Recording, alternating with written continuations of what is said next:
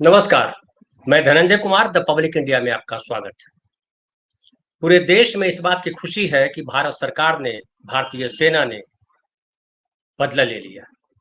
जो हमारे 26 भारतीय पहलगांव में 22 तारीख को मारे गए थे, उसका बदला भारतीय सेना ने बहुत मजबूती से लिया है। और कहा जा रहा है कि 100 से ज़्यादा आतंकी मारे गए, उनके परिवार के लोग मारे गए। और मैं व्यक्तिगत तौर पे मानता हूं कि भारत सरकार यानी मोदी सरकार और भारतीय सेना, इंटेलिजेंस सब ने मिल करके बेहतरीन काम किया है। इतना समय लिया, हम लोगों ने बहुत सारी आलोचना की सरकार की, लेकिन आलोचना का ही शायद परिणाम रहा कि भारत सरकार ने इतनी सूझबूझ से काम लिया।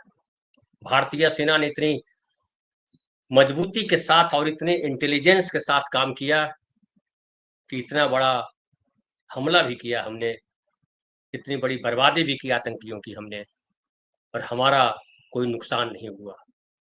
हमारा कोई सैनिक कहीं फंसा नहीं और हम सुरक्षित सब अपना काम करके बैठ गए, और वो भी मात्र 25 मिनट में। सोचिए कितना जो है प्री प्लान था, कितनी तैयारी की होगी, कितनी मेहनत लगी होगी, कितना कोऑर्डिनेशन होगा भारतीय सेना का, सरकार का, इंटेलिजेंस का, तमाम चीजों का।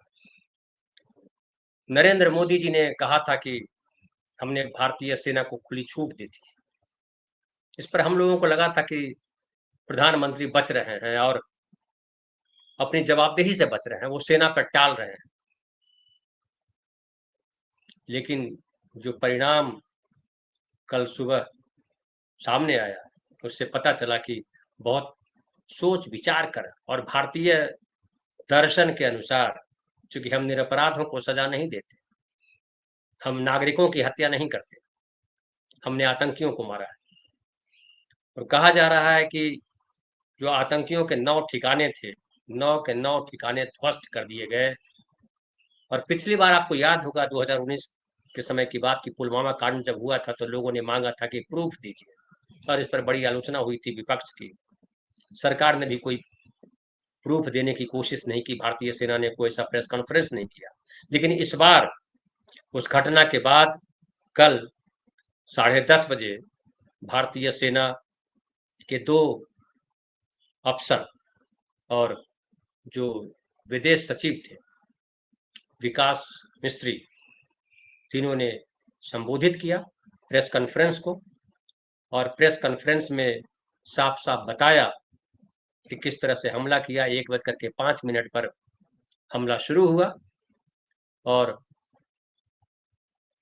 1:30 पर हमला पूरा हो गया, काम पूरा हो गया। उसके बाद उसके पूरे सबूत दिए गए। ये खास बात रही कि जनता को, इस देश के नागरिकों को, विपक्ष को, सबको बताने के लिए सेना के पास था, सरकार के पास था। और कर्नल सोफिया कुरैशी और जो दूसरे अफसर हमारे हुए, महिला हुई, अफसर महिला, वो दोनों ने मिलकर के प्रेस कॉन्फ्रेंस किया और साफ साफ बताया कि किस किस तरह से हमने कार्रवाई की, कार्रवाई से पहले वहाँ क्या स्थिति थी और कार्रवाई के बाद वहाँ की क्या स्थिति थी। बाकायदा उसका जो है फोटो दिखाया गया, तमाम दिखाया गया, और ये अच्छी बात रही। दूसरी बात ये रही कि जो आतंकियों ने जो किया, उसने खूब प्रचारित हुआ कि धर्म पूछ करके मारा। हिंदू पूछा, जिसने कहा हिंदू है उसकी हत्या की। हालांकि उसमें एक मुस्लिम स्थानीय नागरिक भी मारा गया था जो पर्यटकों की सेवा में लगा हुआ था। लेकिन ये देश भर में यही प्रचारित हुआ कि हिंदुओं को मारा, और पूरे देश में एक माहौल बन गया मुसलमानों के खिलाफ। कश्मीरी मुसलमानों को अलग अलग जगहों पर, जो कश्मीरी लड़के, कश्मीरी मुस्लिम जो बिजनेस करते थे, सबको, सबके साथ जो है कई जगहों पर गड़बड़ घटनाएं हुई, उनके साथ मारपीट की गई और वो लोग अपने अपने गांव, अपने शहर लौट गए। और ऐसा लगा कि सरकार भी चुप थी, तो ऐसा लगा कि सरकार का ये फर्ज नहीं था। सरकार को था कि सरकार कहे कि ये हिंदू मुसलमान का मैटर नहीं है, ये आतंकी का मैटर है। लेकिन सरकार चुप रही, और ये चुप्पी मैं आज भी मानता हूं कि ये गलत चुप्पी थी। लेकिन जो इस कार्रवाई के बाद जो सरकार ने जिम्मेदारी वाला रवैया अपनाया, जो अपना चेहरा दिखाया कि हम वाकई भारत सरकार है, भारतीय सेना है, हम भारतीय है, तो जिस तरह से भारत सरकार ने इस बार गंभीरता दिखाई है, काबिले काबिले तारीफ है। हिंदू मुस्लिम होता रहा, सरकार कुछ नहीं बोले, हम आलोचना करते रहे, पर हमारा यह फर्ज था कि हम आलोचना करते। और जिस तरह से कर्नल सोफिया कुरैशी और विंग कमांडर व्योमिका सिंह दोनों को प्रेस कॉन्फ्रेंस में, दोनों अफसरों को, सेना के अफसरों को बुलाया गया और उनसे सारे सबूत रखवाए गए, वो बुद्धिमत्ता का परिचय दिया सरकार ने।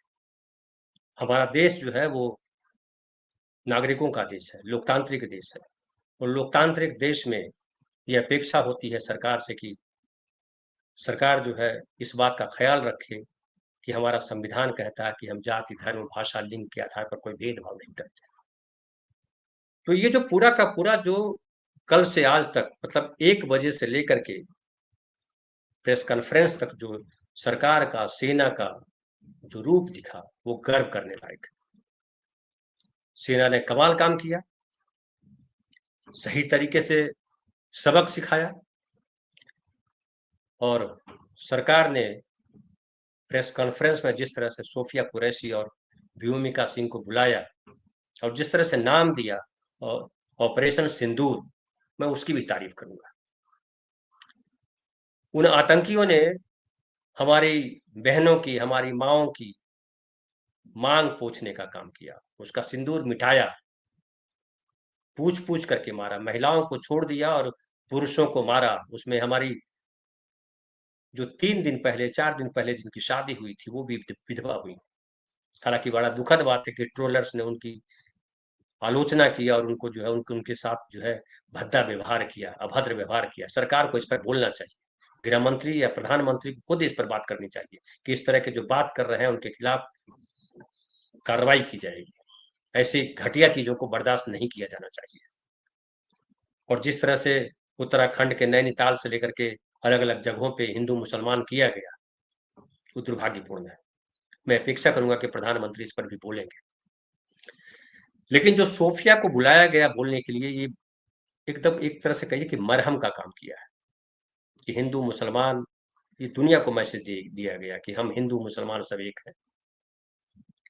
और सबसे खास बात यह रही कि 100 से के करीब आतंकियों का मारा जाना एक बड़ा सदमे की तरह है, पाकिस्तान के लिए भी और आतंकियों के लिए। 9 अड्डे उनके ध्वस्त कर दिए गए, बड़े बड़े अड्डे थे। और इसमें जो अजहर मसूद, जो लश्कर ए तैयबा का अपराधी का आतंकी रहा, हमारा अपराधी रहा है, उसके परिवार को खत्म कर दिया गया, उसका परिवार इस हमले में खत्म हो गया। फिर बताया जा रहा है कि वो रो रहा था कि हम कैसे बच गए, हमको भी मर जाना चाहिए था। आज शायद उसको पता चल रहा होगा कि अपनों के बिछुड़ने का गम क्या होता है, अपनों के मारे जाने का दुख क्या होता है। आप निर्दोष की हत्या करते हैं, क्या बिगाड़ा था उन टूरिस्टों ने। और एक और महत्वपूर्ण बात इसमें यह है कि जिस तरह से कश्मीर के नागरिकों ने हिंदू मुसलमान से परे होकर के जो समर्थन दिया था, जो एकजुटता का परिचय दिया था, वो अपने आप में एक बहुत अच्छी बात है हमारे देश के लिए। और ऐसा लगा कि कन्याकुमारी से लेकर के कश्मीर तक हम एक हैं, सिक्किम से लेकर के मुंबई तक, मणिपुर से लेकर के मुंबई तक हम एक हैं, ये मैसेज गया है। और बहुत स्ट्रांग मैसेज पूरी दुनिया को गया है। अब जो है, हालांकि नेशनल एग्जीक्यूटिव की मीटिंग की है पाकिस्तान सरकार ने, प्रधानमंत्री ने आज ही मीटिंग की है, और मीटिंग के बाद अब उन्होंने भी कहा है कि हमने सेना को आजाद छोड़ दिया है, सेना फैसला लेने के स्वतंत्र है। हालांकि जो मिनिस्टर हैं, रक्षा मंत्री पाकिस्तान के, उन्होंने कहा है कि जो आसिफ ख्वाजा उनका नाम है, उन्होंने कहा है कि हम पीछे हटने को तैयार हैं अगर भारत रुक जाता है। पाकिस्तान को ये कहा जाना चाहिए कि भारत रुका हुआ है, भारत किसी पे हमला नहीं करता है, इस वादे के साथ अब भी चल रहा है। और भारत ने जो हमला किया उसकी वजह है कि आपने कार्रवाई नहीं की। 22 तारीख को यह हमला हुआ था। भारत सरकार ने बार-बार कहा आपसे कि आप अपने आतंकियों पे कार्रवाई कीजिए, लेकिन आतंकियों पे कार्रवाई करने के बजाय कूटनीतिक प्रयास किए, दुनिया में भारतवर्ष को किनारे करने की कोशिश की। लेकिन भारत की रणनीति काम कर गई, भारत की कूटनीति काम कर गई, क्योंकि फाइनली भारत जो है बेहद बड़ा देश है और कोई भी देश दुनिया का भारत को इग्नोर नहीं कर सकता है। भारत का इतिहास भी वैसा रहा है। और पाकिस्तान के साथ तो बड़ा इतिहास रहा है कि पाकिस्तान बार-बार मुँह खाया है, इसलिए सीधे वार करने के बजाय वो लगातार छद्म वार करता रहा। लेकिन जो आसिफ ख्वाजा ने कहा है, उससे पता चलता है कि पाकिस्तानी सरकार में भय है। पाकिस्तान को पता है कि अगर हमने युद्ध किया तो हम मारे जाएंगे, हमारी दुर्गति होगी। और मुझे लगता है 1971 का वॉर जो हुआ था, जिसमें पाकिस्तान 2 टुकड़े में बँट गया, वो उसे याद होगा। और उसके बाद हालाँकि सेना क्या करती है वो देखने वाली बात है। हमारी सेना को भी सतर्क रहने की ज़रूरत है। पाकिस्तान के पीछे चीन है और चीन ने जो बयान दिया है उसमें उसने कहा है कि उसने खेद जताया है कि हिंदुस्तान को ये हमला नहीं करना चाहिए था। और चीन ने कहा है कि हम मौजूदा स्थिति को लेकर के बहुत चिंतित हैं। भारत और पाकिस्तान एक दूसरे के पड़ोसी हैं और हमेशा रहेंगे। दोनों ही चीन के पड़ोसी भी हैं। चीन सभी प्रकार के आतंकवाद का विरोध करता है। हम दोनों पक्षों से शांति और स्थिरता के व्यापक हित में कार्य करने, शांत रहने, संयम बरतने और ऐसी कार्रवाइयों से बचने का आग्रह करते हैं, जो स्थिति को और जटिल कर सकती है। लेकिन चीन ने ये नहीं कहा कि भारत पे जो कार्रवाई हुई, पाकिस्तान जो आतंकी कार्रवाई हुई, उसमें पाकिस्तान का हाथ है। पाकिस्तान को ऐसा नहीं करना चाहिए था। कोई भी जानता है कि ये जो भारत में जो आतंकी हमले होते हैं उसमें पाकिस्तान का हाथ होता है। वो ट्रेनिंग कैंप्स जो है पीओके में और पाकिस्तान के भीतर, वो ट्रेनिंग कैंप्स किस पर हमला करते हैं? वहाँ जो तैयार होते हैं, उसके लड़ाके जो तैयार होते हैं, जो आतंकी तैयार होते हैं, वो हमला कहाँ करते हैं? वो चीन पे हमला नहीं करते हैं, वो भारत पे हमला करते हैं। और चीन का हित जो है पीओके से सधता है, इसलिए वो पाकिस्तान के साथ आके खड़ा हो जाता है। लेकिन मैं एक और बात याद दिलाना चाहूँगा, जो अमित शाह जी ने कहा था कि हम पीओके को भी लेके छोड़ेंगे, मौका अच्छा है। और अगर पाकिस्तान कोई बदमाशी करे तो देर लगाने की जरूरत नहीं है, हमें तैयार रहना चाहिए। और इस बार जैसे 1965 में हमने जो है लाहौर तक कब्जा कर लिया था, तो इस बार पीओ को ले आना चाहिए। हालांकि ये आसान नहीं है, लेकिन स्थितियां परिस्थितियां कब बदले कब क्या हो कहना बड़ा मुश्किल होता है। लेकिन हमें ये है कि हमें सतर्क रहने की जरूरत है। पाकिस्तान ये नहीं होगा कि कल हमला कर देगा। हो सकता है कि 20 दिन बाद, 1 महीने बाद, 15 दिन बाद कुछ कार्रवाई करे, तो हमें सजग रहना होगा। और रेलवे का बड़ा बढ़िया जो है वो स्लोगन है, सतर्कता हटी दुर्घटना घटी। तो हमको सतर्क रहना होगा। और वैसे भी जब हम दुश्मनों के घर में हाहाकार मचा के आते हैं, तो हमको ज़्यादा सतर्क रहने की ज़रूरत होती है। और इस बात को लेकर के भी सतर्क रहना होगा कि भारत में हिंदू मुसलमान ना होने पाए। भारत में अगर हिंदू मुसलमान होता है, तो इससे देश कमज़ोर होगा, क्योंकि देश में मुसलमानों की आबादी बड़ी आबादी है। और दुनिया में हमारी पहचान इसी तौर पर है कि हम धर्मनिरपेक्ष राष्ट्र हैं। हम धर्म के आधार पर, जाति के आधार पर, लिंग के आधार पर भेदभाव नहीं करते। हम स्त्री को भी उतना ही सम्मान देते हैं जितना पुरुष को सम्मान देते हैं। और ये सरकार ने दोनों महिला अफसरों को सामने ला करके साबित किया। ये बड़ी अच्छी बात है। अब बाकी डिटेल जानकारी कितने मारे गए, कैसे कैसे हुआ, ये आप सबको पता है, उस पर बात करने की कोई बहुत आवश्यकता नहीं है। लेकिन ये जो अजहर मसूद है, उसको जो चोट लगी है, आतंकियों को जो चोट लगी है, आतंकियों के जो नष्ट किए गए उनके अड्डे, इसको बार बार नष्ट किए जाने की जरूरत है। जहां अब तो इंटेलिजेंस, अब तो सैटेलाइट कैमरे हैं, सब पता चल जाता है क्या क्या क्या हो रहा है। तो इसको पनपने नहीं देना है। इसको बड़ा नहीं होने देना। इतनी बड़ी कार्रवाई की है, इतनी बड़ी सफलता मिली है, तो इस सफलता को बचा करके रखना है हमको। और जब कहीं लगे कि पीओके में या पाकिस्तान के भीतर कोई आतंकी सिलसिला चल रहा है, तो हमें हमला करने में चूकना नहीं चाहिए। हम अहिंसा के पुजारी हैं, लेकिन कायर नहीं है। कोई हमें धमकाता है, हमें घर में घुस करके मारता है, तो हम उसको छोड़ेंगे नहीं। लेकिन अभी एक और टास्क बाकी है।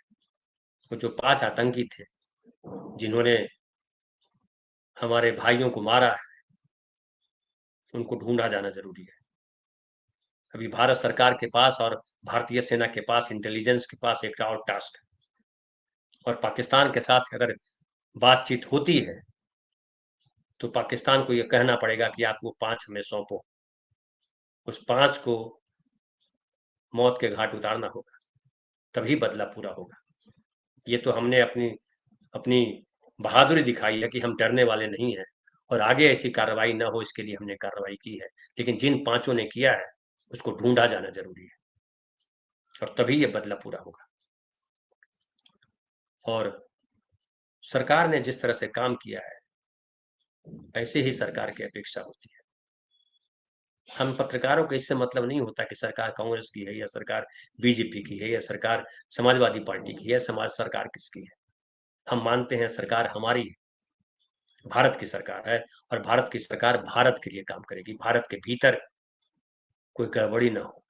और हिंदू मुसलमान को लेकर के हम अक्सर मोदी सरकार की आलोचना करते हैं, और वो लोग आलोचना करते रहेंगे। ये जब तारीफ वाली बात है तो हम तारीफ कर रहे हैं, तो आलोचना वाली बात जब होगी तो आलोचना भी करेंगे। तो फिलहाल इतना ही। बहुत बहुत धन्यवाद। कल फिर बात करेंगे किसी नए विषय पर।